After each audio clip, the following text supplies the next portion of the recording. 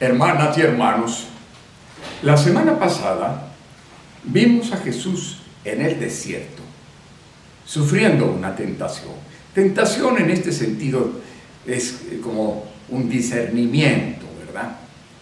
Acuérdense que en el desierto se le planteaban a Jesús dos posibles formas de comportarse como Mesías, dos distintas programas, y dependiendo incluso de cómo se concibe a Dios, si como un rey todopoderoso o si como un Abba compasivo y misericordioso. Y según ese concepto era un Mesías triunfante, poderoso, que actuara desde el poder, ¿no? Y con alianza incluso de Anás y Caifás y hasta Herodes.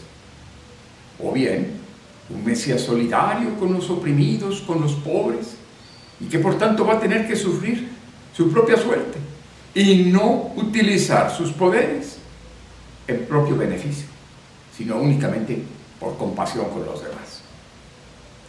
Jesús se dio cuenta que el Padre Dios quería este segundo modelo de Mesías. Sin embargo, cuando uno supera la tentación, cuando uno está tentado y supera la tentación, no quiere decir por eso que la tentación desaparezca. Queda por ahí agazapada y se vuelve a presentar cuando las circunstancias lo permiten.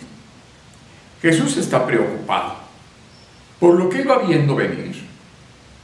Es que no lo van a dejar terminar pronto su proyecto. Más temprano que tarde. Lo van a tener que eliminar. Porque Jesús no va a entrar en componendas con los sacerdotes y los escribas, los fariseos. No se puede mezclar las dos imágenes de Mesías. Por otra parte,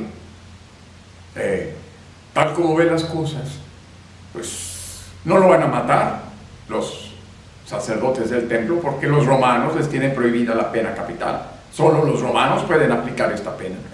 De manera que seguramente que lo van a entregar a los romanos, pues fabricándole un delito, que no es tal, pero un delito que merite la pena de muerte, ¿verdad? Por otra parte, a sus discípulos los veía muy verdes, todavía con esas ideas de Mesías triunfante, guerrero, poderoso, y el tiempo corre en contra suya. Entonces, ¿qué tal que querrá el Padre Dios que fracase su campaña? ¿No se habrá equivocado en interpretar la voluntad del Padre de otra manera? ¿Qué tal que sí podemos utilizar el poder para salvar al mundo? Y por otro lado, sus discípulos, ¿qué va a hacer de ellos cuando vean un Mesías fracasado? ¿Están preparados ellos que tienen el Mesías glorioso, triunfante, un Mesías crucificado, fracasado? ¿Lo seguirían después o se acabaría todo? Por eso se llevó esta vez, necesitaba hacer oración, necesitaba confrontarse con la palabra de Dios y ver y reafirmarse que esa era la voluntad del Padre. Y aquí nos viene un paréntesis acerca de lo importante que es orar para hacer buenos discernimientos. Y si la Cuaresma es un tiempo de reflexión y tratar de corregir algo en la vida, pues la oración se impone. Y así, velen y oren para no caer en la tentación. Y esta vez pensó en llevarse a los 3 apóstoles que vio más despabiladitos: Pedro, Santiago y Juan. Se los llevó con ellos al monte y empezó a hacer su oración. Bueno, nos dice la lectura, lo narra, mediante símbolos. Siempre en los evangelios, la Biblia en general utiliza mucho los símbolos, que no pueden ser interpretados literalmente, da pie para eso, pero también da pie a una interpretación más simbólica, ¿verdad? Jesús, por ejemplo, conversando con Moisés y con Elías. La Biblia que conoció Jesús tenía 2 partes. Nuestra Biblia tiene 2 partes, Antiguo y Nuevo Testamento, pero la de Jesús no había Nuevo Testamento. El Antiguo Testamento se dividía en 2 partes: la ley de la que se decía que Moisés había sido el autor de los primeros libros de la Biblia, del Pentateuco, y Elías, que era el Mesías más importante de la antigua ley. Jesús, conversando con Moisés y con Elías, nos está queriendo decir que se está confrontando con la palabra de Dios para ver si es esa su voluntad.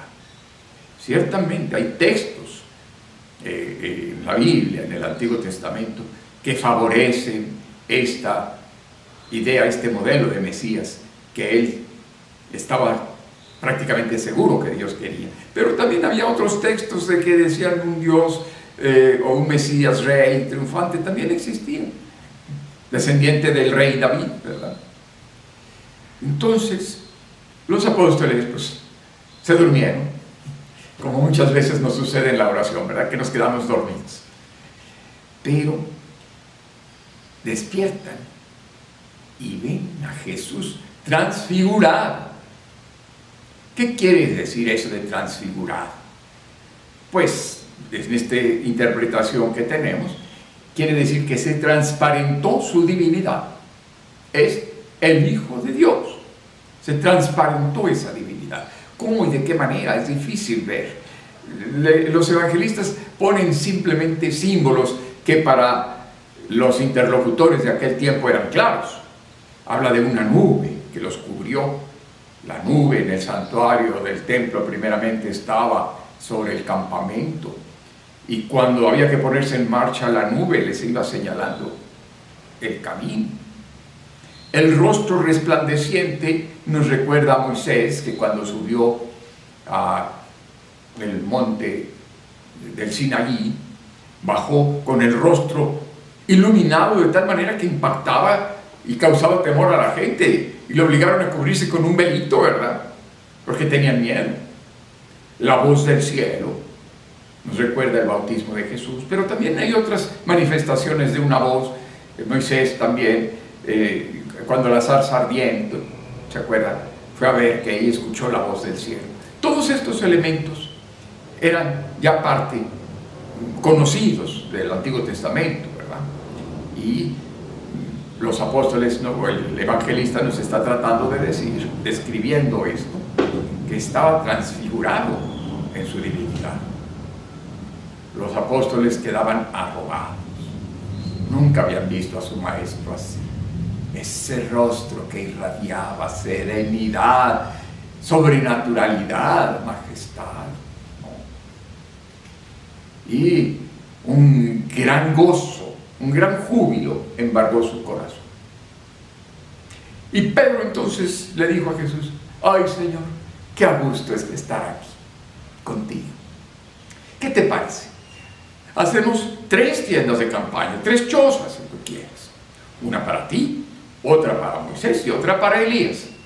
Conste, Simón Pedro no pensaba en hacer otra choza para ellos. Ellos estaban acostumbrados a dormir a la intemperie, no les importaba. Pero qué bueno quedarse aquí con el Señor, arriba en el monte. Nada nos turba, nada nos inquieta. Y fíjense, aquí se contrapone la oración de Jesús y la oración de los apóstoles.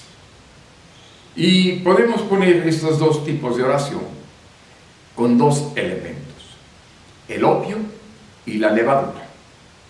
Aunque hay una levadura que sale del opio también, no es la diferencia no es tan rajatable, ¿no? ¿Qué es la levadura para Jesús? Cuando dice que una señora le pone unos poquitos de polvo de levadura y se queda bien esponjadito el pastel, toda la masa queda fermentada con un poquito de levadura. Y así quisiera que fueran los cristianos, como la levadura. Y hay que poner y dar testimonio y construir nuestro mundo para que ese mensaje, esa reanudación de la alianza propuesta por Dios a Abraham en la primera lectura, pudiera hacerse realidad.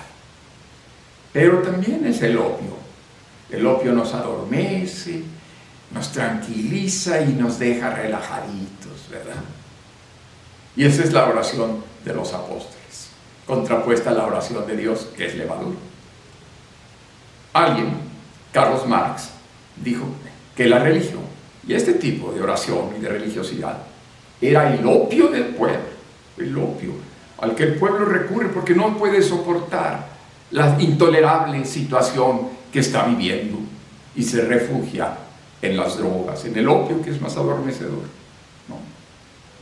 Entonces, opio o levadura, dos formas de hacer oración.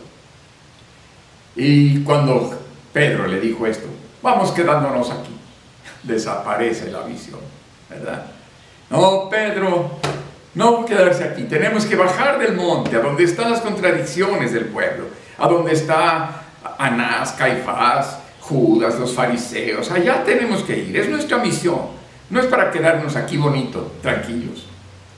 Ahí es bueno subir al monte, es bueno subir al monte para cargarnos de batería para nuestro compromiso.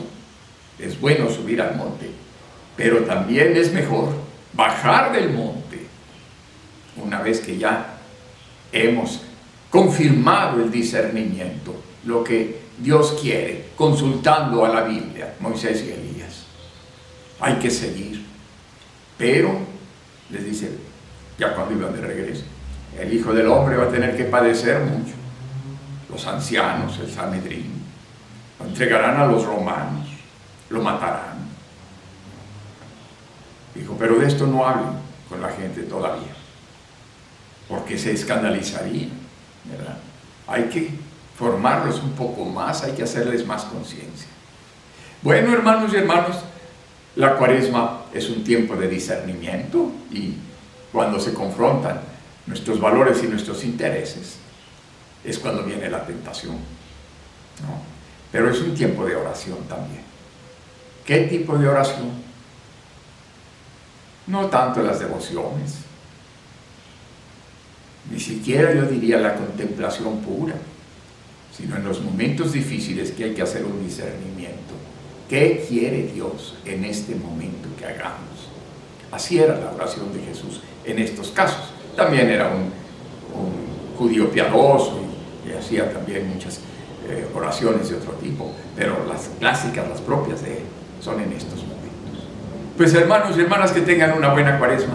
Recuerden, como sea nuestra Cuaresma, así será nuestra Pascua.